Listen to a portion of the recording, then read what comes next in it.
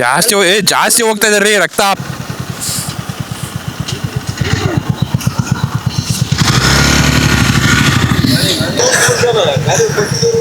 Sir ನೋಡಿದ್ವಿ, ಅವರು ಈ ಕಡೆ ಬನ್ನಿ ಅಂದ್ರಲ್ಲ.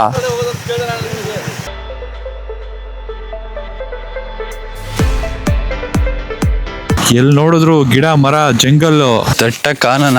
ಇದು real hard core western Ghats ಅಂದ್ರೆ ನಿಜ. ನೋಡಿದೆ, ಸುಳ್ಳು ಹೇಳ್ತಾ ಇಲ್ಲ. ದಿಡುಪೆ ಸಂಸ್ಥೆ ಹಂಗೆ ಹಂಗೆ ಅಂತಾರೆ. ಈ ಆಫ್ರನ್ನ ಒಂದ್ಸರಿ ಮಾಡಿ ನೋಡಿದ್ರೆ ಗೊತ್ತಾಗುತ್ತೆ ಹೆಂಗಿದೆ ಅಂತ. ಗುರುಗಳೇ, ಈ ಕ್ಷೇತ್ರದ ಬಗ್ಗೆ ಕೆಲವು ವಿಶೇಷ ಮಾಹಿತಿಗಳನ್ನ ಹಂಚ್ಕೊಂಡು ಹೋಗೋದು. ನಾನು ಟೀಚರ್ ಆಕ್ಚುಲಿ. ಹೌದಾ?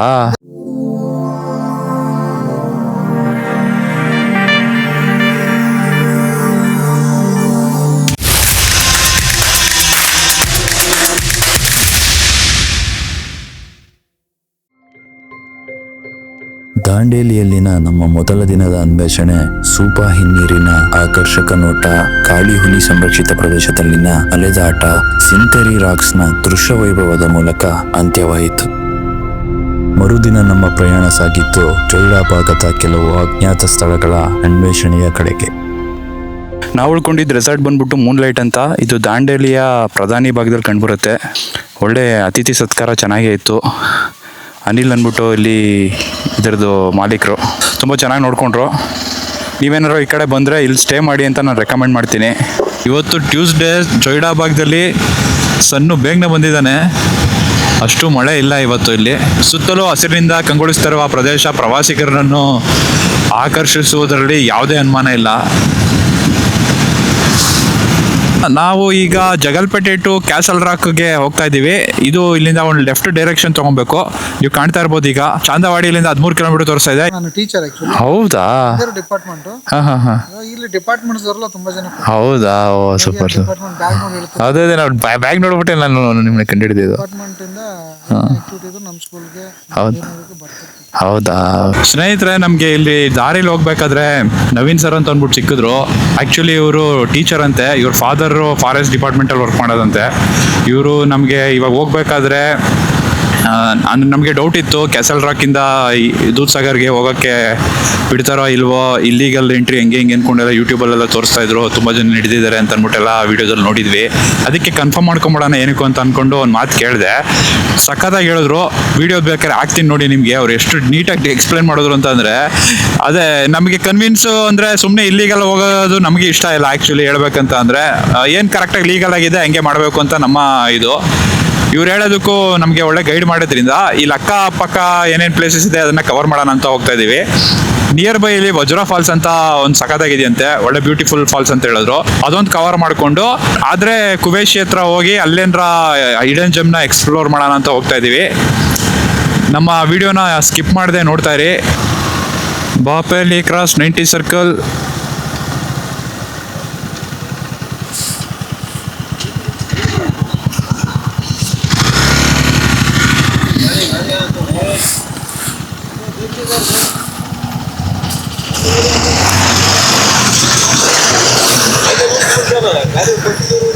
ಸರ್ ನೋಡಿದ್ವಿ, ಅವರು ಈ ಕಡೆ ಬನ್ನಿ ಅಂದ್ರಲ್ಲ. ಹಾಂ, ಹಂಗಾ? ಓಕೆ. ಇಲ್ಲ, ನೋಡಿದ್ವಿ ಸರ್ ನಾವು. ನೀವು ಮಾರ್ನಿಂಗ್ 8:30, 9 o'clock, 9:30, 10 ಮ್ಯಾಕ್ಸಿಮಮ್ ಇರಬೇಕಾಗುತ್ತೆ. ನೀವು ರೋಡ್ವೇದಲ್ಲಿ ಹೋಗ್ಬೇಕು. ರೋಡ್ವೇದಲ್ಲಿ ಹೋಗ್ಬೇಕಾ? ಇಲ್ಲಿಂದ ಅನ್ಮೋಡು ಹಿಂಗೆ ಹೋದ್ರು ಬರುತ್ತೆ. ಅನ್ಮೋಡದಿಂದ ಮೋಲೆಮಿಂದ ಕೋಲೆಮ್. ಎಷ್ಟು ಕಿಲೋಮೀಟರ್ಸ್ ಆಗ್ಬೋದು ಸರ್? ಅದು ನಿಮಗೆ ಮೌಲ್ಯಮ ಒಂದು 20 ಅಂತಂದ್ರೆ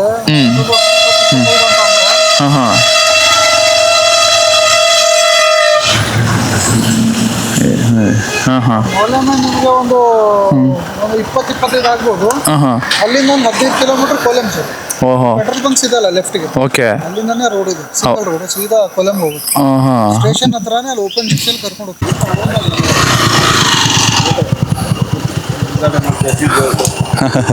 ಏನು ಗಾಡಿ ಹಿಡಿತಾ ಇದ್ದೀರಾ ಸರ್? ಗಾಡಿ ಹಿಡಿತಾ ಇದ್ದೀರಾ? Okay, thank you sir. ಇಲ್ಲಿ ಆ್ಯಕ್ಚುಲಿ ಇಲ್ಲಿದ ಆಕ್ಟಿವಿಟಿ ದೂದ್ಸಾಗರ್ ಟ್ರೆಕ್ಕಿಂಗ್ ನಾನೇ ಮಾಡಿಸ್ತಿದ್ದೆ. ಹೌದಾ? Oh, okay. ನಾನು ದಾಂಡೇಲಿ ನಮ್ದು ಪ್ರಾಪರ್ಟಿ ಇದೆ. ಹಾಂ ಹಾಂ ಅದ್ರ ಜೊತೆಗೆ ನಾನು ಇಲ್ಲಿಗೆ ಒಂದು 8-9 ಇಯರ್ಸ್ ಆಯ್ತು ನಾನು ಇಲ್ಲಿ. ಹ್ಞೂ ಇಲ್ಲಿ ಟ್ರೆಕ್ಕಿಂಗ್ ಎಲ್ಲ ನಾನೇ ನೋಡ್ಕೊಂತೀನಿ. ದಾಂಡೇಲಿ ಕಂಪ್ಲೀಟ್ ಏನೇ ಇಲ್ಲ ಕಸ್ಟಮರ್ ಬಂದು ನಾನೇ ಮಾಡಿಸ್ತೀನಿ. ಹೌದಾ? ಹೌದು, ಗೈಡ್ ಮಾಡಿ ಕರೆಕ್ಟ್. ದಾರಿ ತಪ್ಪಿಸ್ಕೊಂಡು ಇರೋದು ಹೇಳ್ಬಿಟ್ರೆ ನಿಜ. ಇನ್ನು ರಿಸ್ಕ್ ತಗೊಂಡು ಹೋಗೋದು ಬಿಡೋದು ನಿಮ್ಮ ಮೇಲೆ ಇರುತ್ತೆ. ಕರೆಕ್ಟ್. ಹೋಗ ನೀವು ಡಿಸೈಡ್ ಮಾಡಿ. ಹೌದೌದು. ಬಿಡ್ರಿ ಹೋಗ್ರಿ ಬಿಡ್ತಾರೆ ಅಂತ ಹೇಳ್ಬಿಟ್ರೆ ಆಮೇಲೆ ನೀವು ಹೋಗಿ ಅಲ್ಲಿ ಸಫರ್ ಮಾಡ್ತೀರಿ. ನೀವು ಕರೆಕ್ಟ್. ಹೌದು, ಮಿಸ್ಗೈಡ್ ಮಾಡಿ ನಿಮ್ಮನ್ನು ಕಳಿಸಿದ್ರೆ ಸಫರ್ ಮಾಡೋದು. ನಿಜ. ಪೊಲೀಸರು ರೈಲ್ವೆ ಪೊಲೀಸರು ಇರ್ತಾರೆ. ಮತ್ತೆ ಈ ಟೈಮಲ್ಲಿ ಹುಬ್ಳಿ ಪೊಲೀಸರನ್ನ ಹಾಕ್ತಾರೆ, ರೈಲ್ವೆ ಪೊಲೀಸರು. ಅವ್ರು ಯಾರು ಇಲ್ಲಿ ಲೋಕಲ್ ಪರಿಚಯ ಇರಲ್ಲ, ಕೇರ್ ಮಾಡೋದು. Correct. Thank you so much sir, ತುಂಬ ಇನ್ಫಾರ್ಮೇಶನ್ ಹೇಳಿದ್ರಿ.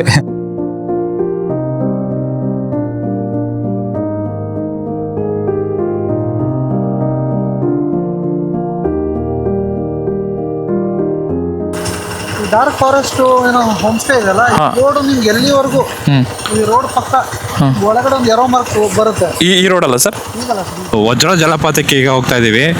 ಇದು ತುಂಬ ರಿಮೋಟ್ ಏರಿಯಾದಲ್ಲಿ ಇರೋದ್ರಿಂದ ನಮಗೆ ರೋಡ್ ಗೊತ್ತಾಗೋದಿಲ್ಲ. ಹಂಗಾಗಿ ಸರ್ ತುಂಬ ಚೆನ್ನಾಗಿ ಗೈಡ್ ಮಾಡಿದ್ರು. ಅವ್ರು ಹೇಳ್ದಂಗೆ ನಾವು ಫಾಲೋ ಮಾಡ್ಕೊಂಡು ಹೋಗ್ತಾ ಇದೀವಿ. ಇಲ್ಲಿ ಯಾರೋ ಒಬ್ರು ಮಧ್ಯದಲ್ಲಿ ಬೇರೆ ಸಿಕ್ಕಿದ್ರು, ಅವ್ರಿಗೆ ಪಾಪ ಹೇಳಿದ್ರು ಎಲ್ಲಿವರೆಗೂ ಹೋಗ್ತೀರಾ ಅಲ್ಲಿ ನೀಟಾಗಿ ಸ್ವಲ್ಪ ಗೈಡ್ ಮಾಡಿ ಅಂತ. ಬನ್ನಿ ವಜ್ರ ಫಾಲ್ಸ್ ಹೆಂಗಿದೆ ಅಂತ ಅಂದ್ಬಿಟ್ಟು ಎಕ್ಸ್ಪ್ಲೋರ್ ಮಾಡೋಣ.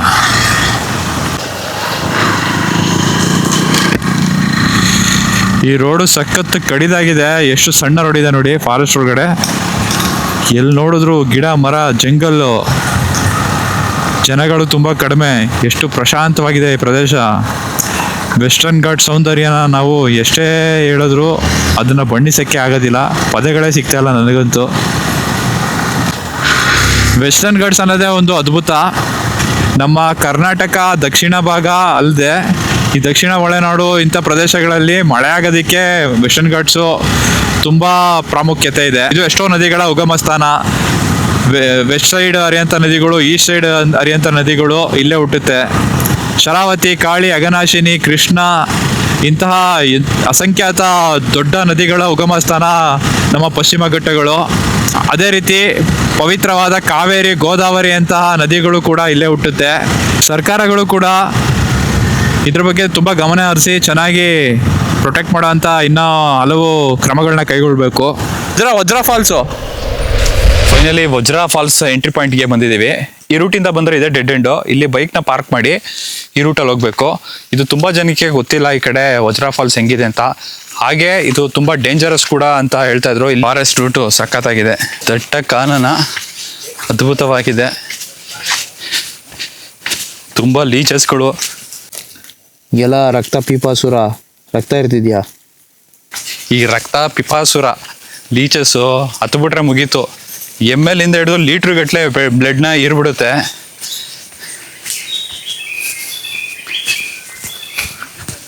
ಆಹಾ, ಪಕ್ಷಿಗಳ ಸೌಂಡು ಬರದೆ. ಓ ಏನ್ ಗುರು ವ್ಯೂ ಹಿಂಗಿದೆ, ಸಖತ್ ಅಲ್ಟಿಮೇಟ್ ಆಗಿದೆ. ನೋಡ್ತಾ ಇರ್ಬೋದು ಇಲ್ಲಿ ಈ ವ್ಯೂನ ಹೆಂಗಿದೆ ಅಂತ ಅಂದರೆ ಫಾಲ್ಸ್ ಹೆಂಗಿರ್ಬೋದು. ಕೇಳಿಸ್ತಾ ಇದೆ ಇಲ್ಲಿ ಫಾಲ್ಸ್ ಹರಿತಾ ಇರೋ ಸೌಂಡು. ನಮ್ಮ ದಾಂಡೇಲಿ ಟೀಮ್ ಅವ್ರು ಇಲ್ಲಿ ಫುಲ್ ರೆಡಿ ಮಾಡ್ಕೊಂತ ಇದ್ದಾರೆ ಫಿಶ್ ಹಿಡಿಯೋದಕ್ಕೆ. ಫುಲ್ ರೆಡಿಯಾಗಿ ಬಂದ್ಬಿಟ್ಟಿದ್ದೀರಾ? ಈ ಸರಿ ಸರಿಯಾಗಿ ಮೀನು ಹಿಡ್ಕೊಂಡು ಹೋಗ್ಲೇಬೇಕು ಅಂತ ಡಿಸೈಡ್ ಮಾಡ್ಬಿಟ್ಟಿದ್ದೀರಾ? ನಾವೆಲ್ಲ ಅವಾಗ್ಲೇ ಹಂಗೆ, ಇವಾಗ ಕೇಳ್ಬೇಕಾ? ಹಿಂಗೆ ಮುಂದೆ ಹೋಗ್ಬೇಕಾ? ಹಾಂ, ಓಕೆ ನೋಡ್ಕೊಂಬರ್ತೀವಿ. ನೋಡಿ ಇದು ನೀರು ಹರ್ಕೊಂಬರ್ತಾ ಇರೋದು ಫಾಲ್ಸಿಂದ ಇಲ್ಲಿ ಬಂದು ಇಲ್ಲಿ ಸೇರ್ತಾ ಇದೆ. ಇದು ಪ್ರದೇಶ ಎಷ್ಟು ಸಖತ್ತಾಗಿದೆ ನೋಡಿ. ಏನು ವ್ಯೂ ನೋಡಿ. ಇದೇ ಬೇಜಾರಾಗೋದು, ಇಂಥ ಪ್ರಕೃತಿ ನಿಸರ್ಗನ ಹಿಂಗೆ ಹಾಳು ಮಾಡ್ಕೊಂಡು ಸಾಯ್ತಾರೆ ನನ್ನ ಮಕ್ಕಳು ಜನಗಳು ಇಲ್ಲಿ ಬಂದು. ಇದೆಲ್ಲ ಹಿಂಗೆಲ್ಲ ಪ್ಲಾಸ್ಟಿಕ್ಗಳು ಎಸೆಯೋದಂತೆ ಈ ಥರ ಇಲ್ಲೆಲ್ಲ ಕುಡ್ಕೊಂಡು ಪಡ್ಕೊಂಡು ಇಲ್ಲೆಲ್ಲ ಎಸ್ಬಿಟ್ಟೆಲ್ಲ ಹೋಗಿದ್ದಾರೆ. ಅಷ್ಟು ಪರಿಜ್ಞಾನಗಳಿಲ್ಲ. ಇವಾಗ ಯಾವಾಗ ಬುದ್ಧಿ ಬರುತ್ತೋ ನಮಗಂತೂ ಹೇಳಿ ಸಾಕಾಯ್ತು. ವಿಡಿಯೋದಲ್ಲಿ ಭಾರಿ ಹುಷಾರಾಗಿ ಹೋಗ್ಬೇಕು, ಯಾಕಂದರೆ ತುಂಬ ಸ್ಲಿಪ್ ಆಗ್ತಾ ಇದೆ ಇಲ್ಲಿ.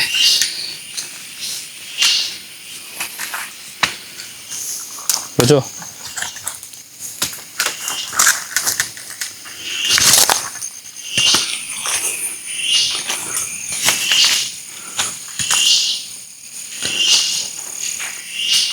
ಹೆಂಗೋ ಹಾಂ ಹಿಂಗ ದಾರಿನೇ ಇಲ್ಲ. ಕಪ್ಪೆ ಕರಕರ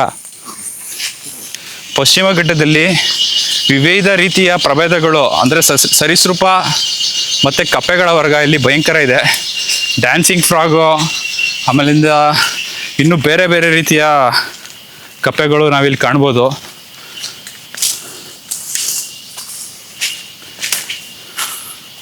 ನೋಡಿ ಇಲ್ಲೊಂದು ಕಪ್ಪೆ ಆಡ್ತಾ ಇದೆ, ಅದು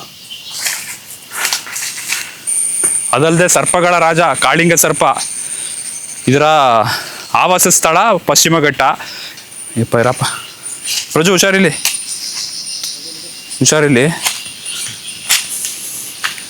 ಇಡೀ ವಿಶ್ವದಲ್ಲೇ ಕಾಳಿಂಗ ಸರ್ಪ ನಮ್ಮ ಆಗುಂಬೆ ಭಾಗದಲ್ಲಿ ಕಂಡು ಬರೋದಂಗೆ ಎಲ್ಲೂ ಕಂಡು ಬರಲ್ಲ, ಬರೀ ಪಶ್ಚಿಮ ಘಟ್ಟದಲ್ಲಿ ಮಾತ್ರ ಕಂಡು ಬರೋದು.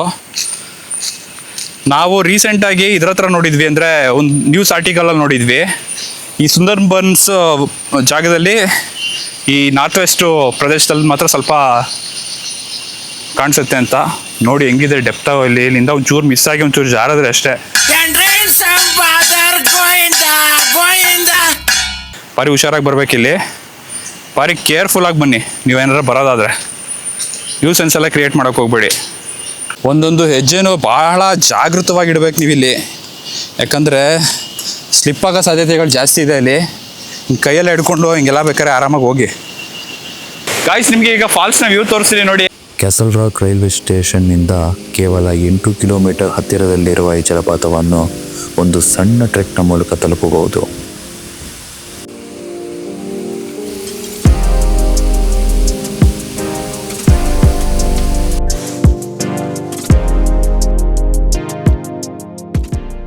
ಸ್ನೇಹಿತರೆ, ನೋಡಿದ್ರಲ್ಲ ವಜ್ರ ಫಾಲ್ಸ್ ಹೆಂಗಿತ್ತು ಅಂತ.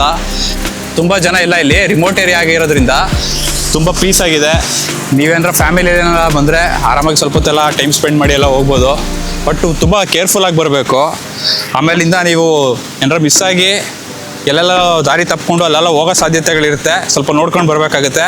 ಆಮೇಲಿಂದ ಹೆಜ್ಜೆ ಇಡಬೇಕಾದ್ರೆ ತುಂಬ ಕೇರ್ಫುಲ್ಲಾಗಿಡ್ರಿ, ಜಾರ ಅಂತ ಸಾಧ್ಯತೆ ಜಾಸ್ತಿ ಇದೆ.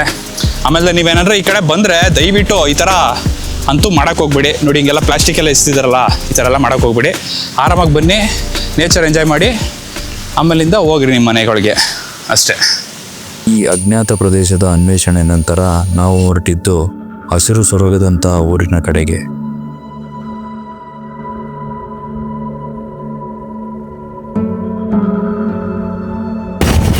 ಎಲ್ಲಿ ನೋಡಿದ್ರೆ ಹಸಿರು.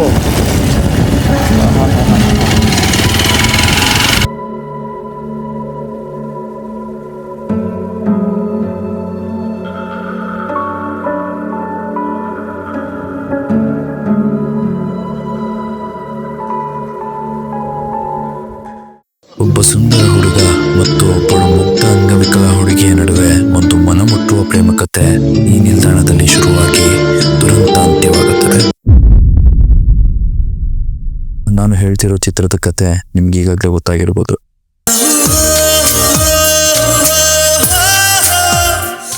ಕ್ಯಾಸಲ್ ರಾಕ್ ಉತ್ತರ ಕನ್ನಡ ಜಿಲ್ಲೆಯ ದಟ್ಟ ಅರಣ್ಯದ ಮಧ್ಯೆ ಕಂಡುಬರುವ ಒಂದು ಸುಂದರವಾದ ಪ್ರದೇಶ. ಇಲ್ಲಿರುವ ರೈಲು ನಿಲ್ದಾಣ ಕರ್ನಾಟಕದ ಅತ್ಯಂತ ಸುಂದರ ರೈಲು ನಿಲ್ದಾಣಗಳಲ್ಲೊಂದಾಗಿದೆ. ಬ್ರಿಟಿಷರ ಕಾಲದ ಈ ನಿಲ್ದಾಣ ಕರ್ನಾಟಕ ಗೋವಾ ನಡುವಿನ ಮುಖ್ಯ ಜಂಕ್ಷನ್ ಆಗಿತ್ತು. ಮಳೆಗಾಲದಲ್ಲಿ ಈ ಊರು ಹಸಿರು ಸ್ವರ್ಗದಂತೆ ಕಾಣುತ್ತದೆ. ಇದು ಕೊಂಕಣ್ ರೈಲ್ವೇಸ್ಗೆ ಸೇರುತ್ತೆ. ಬ್ರಿಟಿಷರ ಕಾಲದಲ್ಲಿ ತಮ್ಮ ಸರಕುಗಳು ಮತ್ತು ಈ ಗಣಿಗಾರಿಕೆ ಮಾಡಿದಂತಹ ಇದನ್ನು ತೊಗೊಂಡೋಗೋದಕ್ಕೆ ಇದನ್ನು ಯೂಸ್ ಮಾಡ್ತಾಯಿದ್ರು. ಬೆಂಗಳೂರಿಂದ ನೀವೇನಾರ ಗೋವಾಗೆ ಹೋಗ್ಬೇಕು ಅಂತಂದರೆ ಇದೇ ರೂಟಲ್ಲಿ ಹೋಗೋದು. ನೀವೇನಾರ ದೂದ್ ಸಾಗರ್ಗೆ ಟ್ರೆಕ್ ಹೋಗ್ಬೇಕು ಅಂದರೆ ಕೂಡ ಇಲ್ಲಿಂದ ಹೋಗ್ಬೋದು. ಬಟ್ ಪರ್ಮಿಷನ್ ತುಂಬ ಕಷ್ಟ ಸಿಗೋದು, ಇಲ್ಲಿಗಲ್ ಇದು ಅಂತ ಹೇಳ್ತಾರೆ, ರೈಲ್ವೆ ಟ್ರ್ಯಾಕಲ್ಲಿ ನಡೆಯೋಂಗಿಲ್ಲ ಅಂತ. ಒಂದು ಅದ್ಭುತವಾದ ಸ್ಟೇಷನ್ ಅಂತಲೇ ಹೇಳ್ಬೋದು. ಫುಲ್ಲು ಸುತ್ತ ಪರಿಸರ ನೀವು ನೋಡ್ತಾ ಇರ್ಬೋದು, ಎಷ್ಟು ಸುಂದರವಾಗಿದೆ. ಮಾನ್ಸೂನ್ ಟೈಮಲ್ಲಿ ಫುಲ್ ಮಳೆ ಬಿದ್ದು ಹಚ್ಚ ಹಸಿರಿನಿಂದ ಕಂಗೊಳಿಸ್ತಾ ಇರೋದನ್ನ ನೀವು ಕಾಣ್ತಾ ಇರ್ಬೋದು. ಒಂದು ಸುಂದರವಾದ ರೈಲ್ವೆ ಸ್ಟೇಷನ್ನಲ್ಲಿ ನಮ್ಮ ವಿಸಿಟು ಸಖತ್ ಸಂತೋಷನೇ ಕೊಡ್ತು.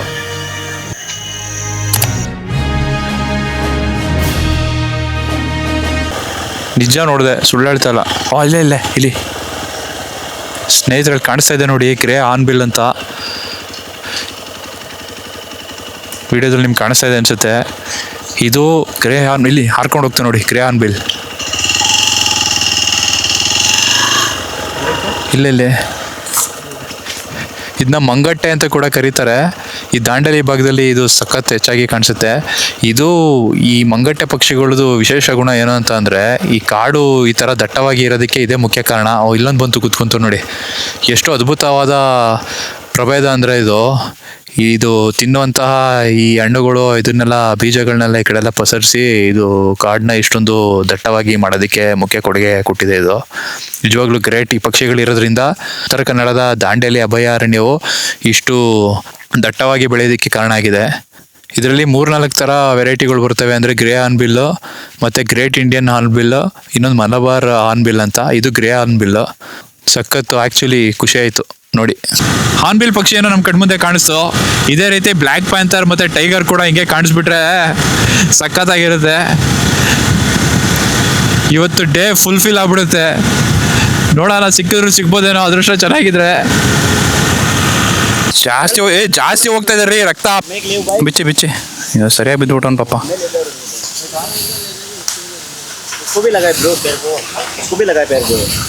ಅಯ್ಯೋ, ರಕ್ತ ಜಾಸ್ತಿ ಹೋಯ್ತೈತ್ಲೋ ಪಾಪ. ನಾವು ಅಲ್ಲಿ ಹೋಗ್ಬೇಕಾದ್ರೆ ನಮ್ಗೆ ಆಪೋಸಿಟಲ್ಲಿ ಸಿಕ್ಕಿದ್ರಿ ಹುಡುಗರು. ನೋಡಿದ್ರೆ ಹೆಂಗೆಂಗೋ ಬರ್ತಾಯಿದ್ರು ಪಾಪ ಜೋಶಲ್ಲಿ. ನಿಧಾನಕ್ಕೆ ಹೋಗ್ರಪ್ಪ ಅಂತ ಹೇಳಿದ್ವಿ. ಇಲ್ಲಿ ಬಂದ್ಬಿಟ್ಟು ಪಾಪ ಬಿತ್ಕೊಂಬಿಟ್ಟವ್ರೆ. ಅವ್ನಿಗೆ ಸ್ವಲ್ಪ ಕಾಲಲ್ಲಿ ಜಾಸ್ತಿನೇ ರಕ್ತ ಹೋಗ್ತಾ ಇದೆ ಪಾಪ. ಫಸ್ಟ್ ಏಡ್ ಒಂಚೂರು ಮಾಡಿಸಿ ಕಳಿಸಿದ್ರೆ ನಮಗೂ ಒಂಥರ ಸಮಾಧಾನ. Okay thank you sir, thank you.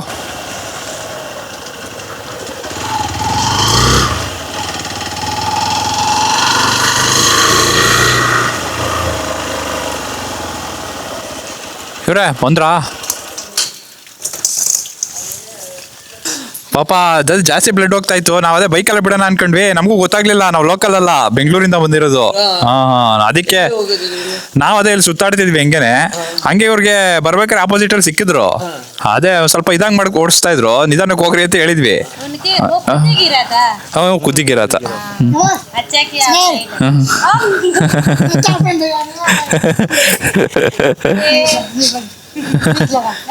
सुबह माँ भी आता है वीडियो में. अभी वो उसको लेके गए. हाँ, अभी इधर के वापस जाए. वापस जा रहे हैं हम. ठीक, सब्जी लेने के लिए. ठीक है थैंक यू दीदी. Strata left strata.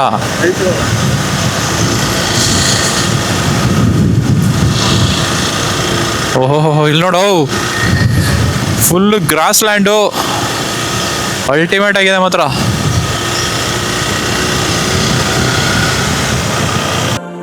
ನಂತರ ನಾವು ಮುಂದೆ ಸಾಗಿದ್ದು ಪಶ್ಚಿಮ ಘಟ್ಟದ ಮಡಿಲಲ್ಲಿ ಪ್ರಕೃತಿ ಮತ್ತು ಭಕ್ತಿ ಒಂದುಗೂಡುವ ಪವಿತ್ರ ತಾಣಕ್ಕೆ.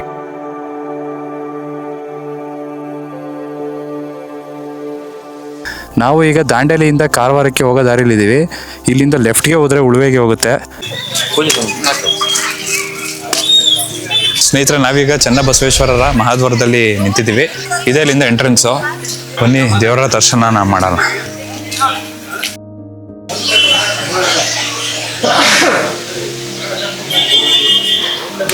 ನೋಡಿ, ನೀವೇನಾರ ದಾನ ಏನಾರ ಕೊಡೋದಾದ್ರೆ ಇಲ್ಲಿ ಕೊಡ್ಬೋದು. ಇಲ್ಲಿ ನೋಡಿ, ಚನ್ನಬಸವೇಶ್ವರರ ದಾಸೋಹ ಸಮಯ ಕೂಡ ಅಲ್ಲಿ ನಿಗದಿಪಡಿಸಿದ್ದಾರೆ. ಬೆಳಿಗ್ಗೆ ಉಪಹಾರದಿಂದ ಹಿಡಿದು ರಾತ್ರಿ ನಿಮಗೆ ಪ್ರಸಾದದವರೆಗೂ 3 ಟೈಮ್ಸ್ ಇಲ್ಲಿ ಊಟ ಸಿಗುತ್ತೆ.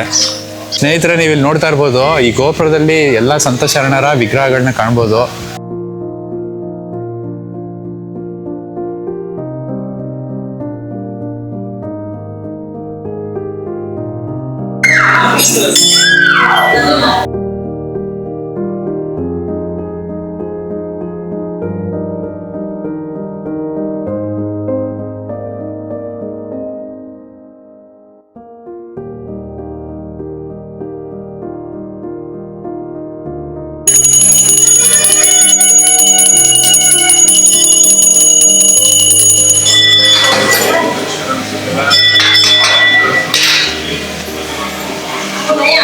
ಗುರುಗಳೇ, ಈ ಕ್ಷೇತ್ರದ ಬಗ್ಗೆ ಕೆಲವು ವಿಶೇಷ ಮಾಹಿತಿಗಳನ್ನ ಹಂಚ್ಕೊಳ್ಬೋದು. ಇದು ಸುಮಾರು 850 ವರ್ಷಗಳ ಇತಿಹಾಸ ಇದೆ ಈ ದೇವಸ್ಥಾನದಕ್ಕೆ. ಆಮೇಲೆ ಈ ದೇವಸ್ಥಾನದಲ್ಲಿ ವಿಶೇಷ ಏನಂದರೆ ಚನ್ನಬಸವಣ್ಣವರ ಜೀವನ ಸಮಾಧಿಯಾದಂಥ ಸ್ಥಳ.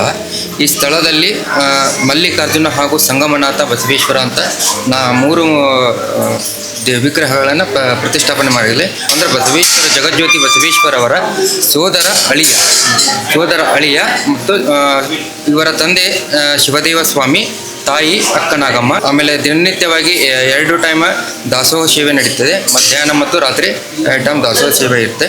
ಜನರು ಸುಮಾರು 1000ರಿಂದ 1500 ಮಟ್ಟ ಜನರು ಅವಾಗವಾಗ ಬರ್ತಿರ್ತಾರೆ. ಆಮೇಲೆ ಮಹಾಮಂಗಳಾರತಿ, ಅಭಿಷೇಕ, ಈ ಪೂಜಾ ಕಾರ್ಯಕ್ರಮಗಳೆಲ್ಲ ಇರ್ತವೆ.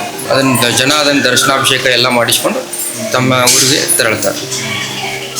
ಧನ್ಯವಾದಗಳು.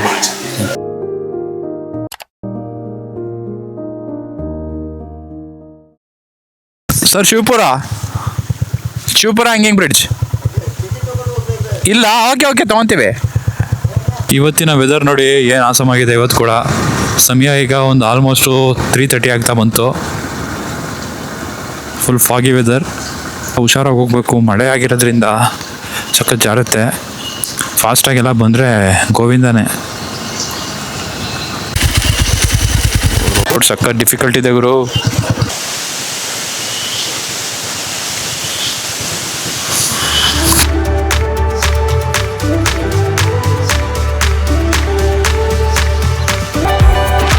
ಇದು real hard core western Ghats ಅಂದರೆ.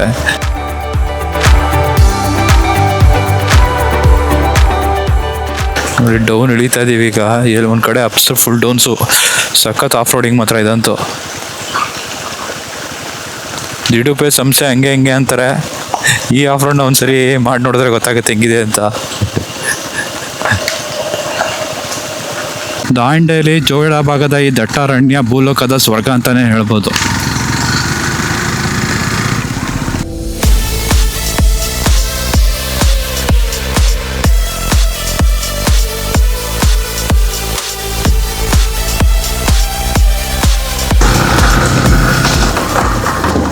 ನಾವು ಈಗ ಶಿವಪುರ ಹ್ಯಾಂಗಿಂಗ್ ಬ್ರಿಡ್ಜ್ಗೆ ತಲುಪಿದ್ದೀವಿ. ಸಖತ್ತಾಗಿದೆ ಮಾತ್ರ. ಶಿವಪುರ ಹ್ಯಾಂಗಿಂಗ್ ಬ್ರಿಡ್ಜ್ ಸಣ್ಣ ದಾರಿಯನ್ನು ಹಾದು ಬರುವಾಗಲೇ ಕಾಡಿನ ನಡುವೆ ಹಾರಾಡುವಂತೆ ಕಾಣುವ ಈ ಸೇತುವೆ ಎಲ್ಲರ ಗಮನ ಸೆಳೆಯುತ್ತದೆ. ಕೆಳಗೆ ಹರಿಯುತ್ತಿರುವ ಕಾಳಿ ನದಿ, ಸುತ್ತಮುತ್ತಲಿನ ದಟ್ಟ ಅರಣ್ಯ, ಇವುಗಳ ನಡುವೆ ನಡೆದುಕೊಂಡು ಹೋಗುವುದು ನಿಜಕ್ಕೂ ಮರೆಯಲಾರದ ಅನುಭವ. ಇದು ಕೇವಲ ಪ್ರವಾಸಿಗರಿಗೆ ಮಾತ್ರವಲ್ಲದೆ ಸ್ಥಳೀಯರಿಗೂ ಕೂಡ ಮುಖ್ಯ ಸೇತುವೆಯಾಗಿದೆ. ದಾಂಡೇಲಿ ಮತ್ತು ಯಲ್ಲಾಪುರ ಸಂಪರ್ಕಿಸುವ ಮುಖ್ಯ ಕೊಂಡಿ ಈ ಶಿವಪುರ ತೂಗು ಸೇತುವೆ. ಪ್ರಕೃತಿಯೊಂದಿಗೆ ಕೈಜೋಡಿಸುವ ಈ ಕೃತಕ ಆಕರ್ಷಣೆ ಉತ್ತರ ಕನ್ನಡ ಪ್ರವಾಸ ನಕ್ಷೆಯಲ್ಲಿ ಒಂದು ಅಪರೂಪವಾದ ಮುತ್ತು.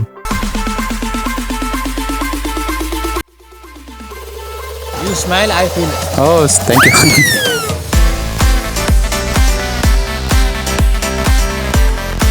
ಈ ವಿಡಿಯೋ ಇಷ್ಟವಾದರೆ ಲೈಕ್ ಮಾಡಿ ಮತ್ತು ಶೇರ್ ಮಾಡಿ. ಇಂತಹ ಮತ್ತಷ್ಟು ಸುಂದರ ಸ್ಥಳಗಳ ಅನ್ವೇಷಣೆಗೆ ನಮ್ಮ ಚಾನೆಲ್ನ ಸಬ್ಸ್ಕ್ರೈಬ್ ಮಾಡಿ. ಮುಂದಿನ ಸಂಚಿಕೆಯಲ್ಲಿ ಮತ್ತೆ ಭೇಟಿಯಾಗೋಣ.